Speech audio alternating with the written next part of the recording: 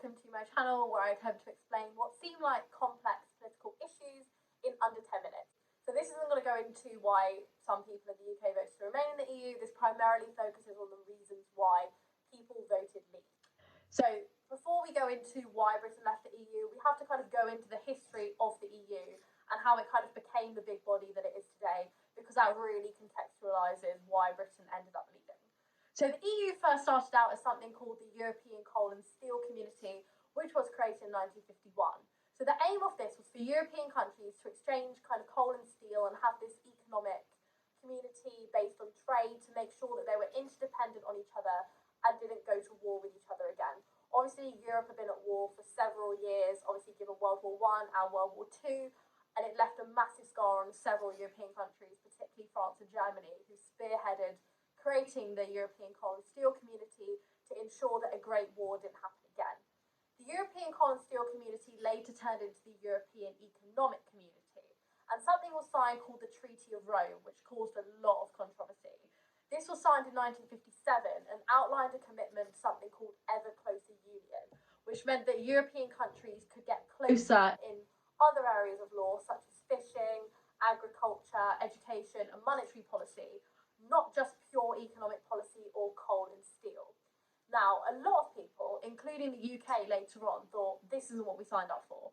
Like, we signed up for an economic union with Europe. We signed up to make sure that there wasn't another war through economic cooperation, but we did not sign up to ensure that our rights were signed away to a European body. Because what later happened is the European Economic Community turned into the European Union and started to penetrate into several other domestic policy initiatives, including workers' rights, reiterating human rights through the European Convention on Human Rights. So Britain were at first against joining the European Economic Community back before it really became the big EU that controls loads of rights that it is today, because they thought that it would weaken their Commonwealth and US ties. But they soon saw that the European continent were really prospering through exchanging materials such as coal and steel, and then later through monetary cooperation, that they joined in 1972. At this point, all three major parties were in favour of joining because the country was kind of becoming impoverished. We saw our European neighbours doing really well. There weren't really many rights being handed over, so we retained our parliamentary sovereignty. It was just more an economic community. So we thought, what the hell, might as well join. Didn't stay that way for long though, and this sends me to the first reason why we left the EU, and that is the loss of parliamentary sovereignty, which is very much apparent in a law case that I'm going to explain called Factortame. And there were several stages of Factortame. I mean, I didn't do a law degree, I did a politics degree, so I just knew that the case happened, but my law friends do say that it dragged on for a while in the courts. And it basically showed that an act that was introduced to prioritise British fishermen in British waters in 1988, called the Merchant Shipping Act, violated our membership of the EU. A load of Spanish fishermen were trying to fish in British waters, and the British government were a bit like, nah, like, we're prioritising our own British fishermen in this, like, kind of go away. So they introduced the 1988 Merchant Shipping Act. So this essentially ensured that UK fishermen would have priority in waters. But this violated the EU law, who said that everyone should be able to fish in each other's waters when you're a member of the EU. So this went all the way to our High Court, who basically ruled that the EU are right, because we're signed up to EU membership, so we have to go along with everything they say, which basically ruled that EU law was supreme to UK law. Now, this is a big deal for Britain especially, because we have a rule that no parliament is able to bind another parliament. So essentially, when a new parliament is elected, it can get rid of or change anything that the previous parliament did. But EU membership meant that there was a set of fixed principles that could not be changed, that basically violated the big British principle of parliamentary sovereignty. Fast forward to 1992, and Conservative Prime Minister John Major signed something called a Maastricht Treaty, which basically signed away a whole load of rights and caused one of the biggest rebellions from a Conservative government. Loads of people in John Major's own party basically voted against him and said, we're not having this, you're signing away all of our rights to Europe, this is out of order, this is not what we signed up for. John Major, in all fairness, managed to get an opt-out of something in this treaty called the social chapter, which meant that Britain didn't have to accept what this chapter said. This chapter essentially handed over control over workers' rights and kind of worker standards to the EU. So from a parliamentary sovereignty perspective, it was good that John Major got this opt-out because we retained our sovereignty in this area. However, in 1997, very pro-EU Prime Minister Tony Blair immediately signed us up to the social chapter, which meant that we kind of lost our ability to control workers' rights legislation, which obviously infuriated a lot of people who are big advocates of parliamentary sovereignty. So the next reason why we left the EU is societal divides between people who went to university and those who didn't, and those who kind of live in big cities and those that live in small towns. So this divide came about by actions taken by Tony Blair and John Major. John Major opened up all polytechnics, which are kind of more technical, less academically rigorous universities, into universities. Tony Blair then set a target of getting 50% of people into university, which did end up being reached. So there became a massive divide between those who went to universities, which tended to be kind of in big cities, with a lot of younger people who tended to be more liberal as they'd grown up being in the EU, so they were more in favour of the EU and what it stood for. And then people that didn't go to universities and stayed in small towns. Now, a big issue with jobs in small towns is that there weren't many available because Margaret Thatcher in 1983 closed a load of the mines really hastily and didn't really replace them with anything. And also factories were beginning to shut down as we started outsourcing a lot of our work to the EU. And obviously being part of the EU, we have access to kind of cheaper labour in other countries. So we started to rely more on factories from abroad, which meant that factories in the UK, including in traditional factory towns further up north in particular, became redundant.